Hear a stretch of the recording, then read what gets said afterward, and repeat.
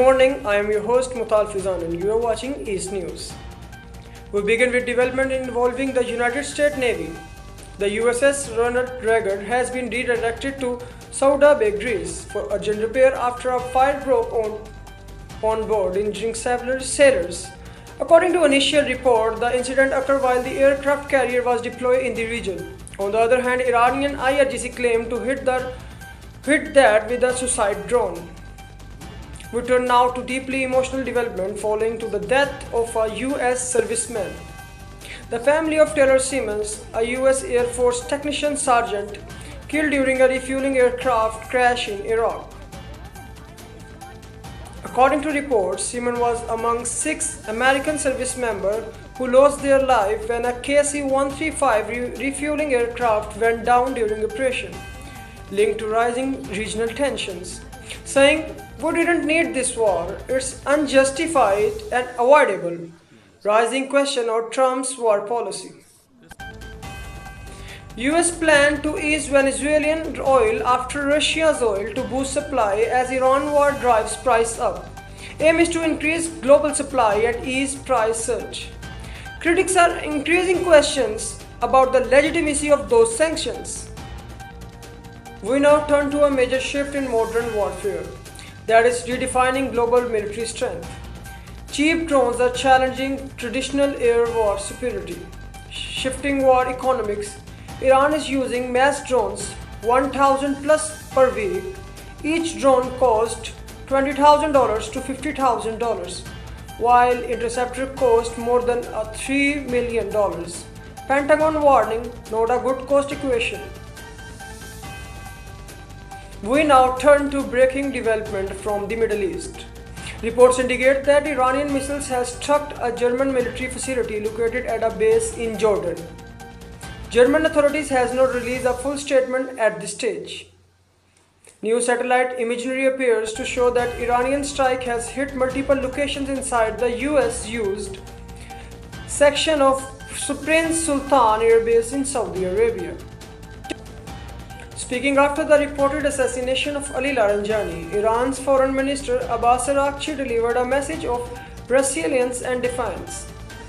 Araghchi stated that the loss of any single individual would not disrupt the system, emphasizing that Iran's political structure remained intact and operational. He said the presence or absence of a single individual doesn't affect this structure. The system continues to work and immediately provide a replacement. Addressing question about personal risk, the foreign minister also made it clear that Iran's leadership is prepared for sacrifice, stating, "We have no hesitation about giving our lives." Democratic Senator John Fetterman has made strong remarks in support of Israel. Even as division grows within his party, he stated, "We are losing a generation in my party to supporting Israel. I don't follow the polls, I follow the morality clarity of Israel." US Senator Lindsey Graham has strongly rejected the claim that the ongoing conflict is being fought on behalf of Israel or driven by Jews. His remarks come on resignation of Joe Kent. Now we turn to political development in Central Africa. Incumbent President Denis Sassou Nguesso has secured a decisive victory in the presidential election in Republic of Congo. According to official results, Sassou Nguesso won with 94.82% of the vote, extending his decade-long hold on power. Now we turn into rising diplomatic pressure in the Middle East. Yet the United States has called on Syria to take action against Hezbollah amid growing regional tension. However, Syrian authorities have so far remained silent, offering no official response to the US demand. Iranian missile has struck a US-linked naval facility associated with the 5th Fleet in the Bahrain, located in capital Manama. We now turn to a major and confirmed escalation in the conflict between Israel and Iran. Israeli officials say that they had killed Iran's intelligence minister Ismail Khatib in a target strike carried overnight. Iran has since confirmed the assassination, with President Masoud Pezeshkian condoning the killing as a cowardly act and warned of consequences. We now turn to development in the Defense Corporation. The United Kingdom and Ukraine has agreed to collaborate on exporting drones technology to international market as the global demand surge amid ongoing conflict, particularly in the Middle East. Kremlin condemned US-Israel action following killing of Iranian leaders. The Kremlin has strongly condemned the United States and Israel following the killing of senior Iranian figures in recent time. Trump camp see Ukraine war resolution as the key of counter China. Figures aligned with Donald Trump say that ending the war in Ukraine by improving relations with Russia could ultimately help weaken the global influence of China. Video footage has emerged showing the funeral of senior Iranian politician figure Ali Laranjani, who was reportedly killed in a recent strike attributed to Israel. We now turn to major escalation in the Middle East with global consequences. Israel has carried out strikes on critical Iranian energy infrastructure in southern Iran, targeting facilities linked to the massive South Par gas field, the largest natural gas field in the world. Global markets react swiftly. Oil prices surged past $110 per barrel. Iran has issued an urgent warning calling for evacuation of key petrochemical and energy facilities across Saudi Arabia, Qatar, and United Arab Emirates. According to Iran's state media and officials, these sites has been declared legitimate target following recent strike on Iran's own petrol and gas infrastructure. We now turn to development from South Asia.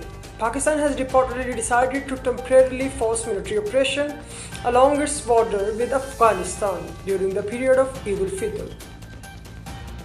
According to sources, the decision comes following requests from regional partners, including Saudi Arabia, Qatar, and Turkey, urging restraint during the religious holiday.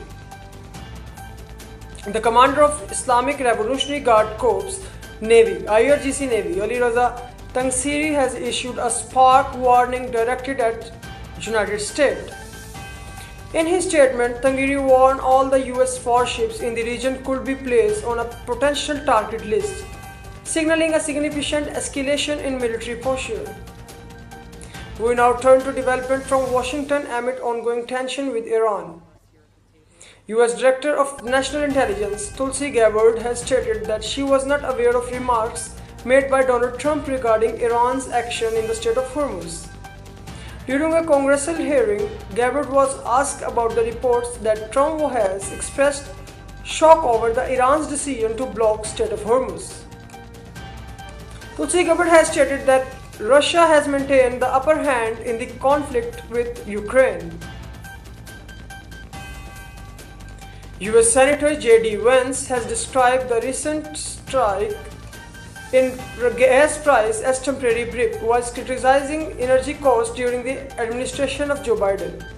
The US Senator J.D. Vance also said that Donald Trump is not interested in involving the United States in prolonged military conflicts. Speaking on foreign policy, Vance emphasizes that Trump's approach prioritizes avoiding what described as long-term engagement overseas. We now turn to breaking development from the Gulf region. Reports indicates that Iranian missiles has struck multiple locations in Riyadh, the capital of Saudi Arabia.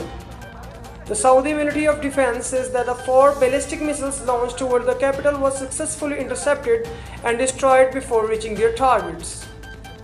According to officials, debris from the intercepted missiles fell in various parts of the city. However, authorities has confirmed that no casualty or damage has been reported. Mohammad Baghir Ghalibar has issued a spark warning, signaling a new phase in the conflict. In a statement posted on social media, Ghalibaf said that an eye for an eye equation is now in effect, adding that a new level of confrontation has begun.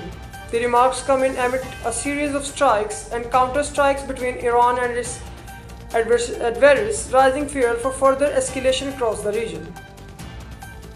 A fire has broken out at Ras Laffan industrial area, home to one of the world's largest air processing and refining facilities.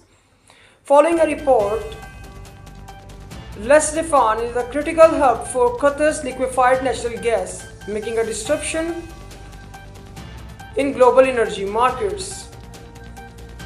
We now turn to development at the sea amid the escalation conflict. Israel has conducted a strike targeting Iranian naval assets, including missiles boat operating by Islamic Revolutionary Guards Navy. Israel says the US is building up force for possible operation in Strait of Hormuz, expected to last about 2 weeks. Dramatic development in Israel. An Iranian missile was intercepted at the last possible moment by Israeli air defense system, the Iron Dome, in what officials describe as very low altitude interception. Pennsylvania voter expressed regret over spotting Trump amid rising gas prices. Israeli Minister Ben Gurion appears on camera after assassination rumors. Iranian cluster missiles fly towards Israel. Bezalel Smotrich, Israel's finance minister, says his son is seriously injured and in ICU after clashes with Hezbollah in Lebanon. Here is footage of Iranian missile struck Ras Laffan gas facility in Qatar. A fire has broken out near Ben Gurion Airport, Israel, following an Iranian strike and is still burning. Israel continues strikes on Beirut, making Beirut second Gaza. Thanks for watching East News.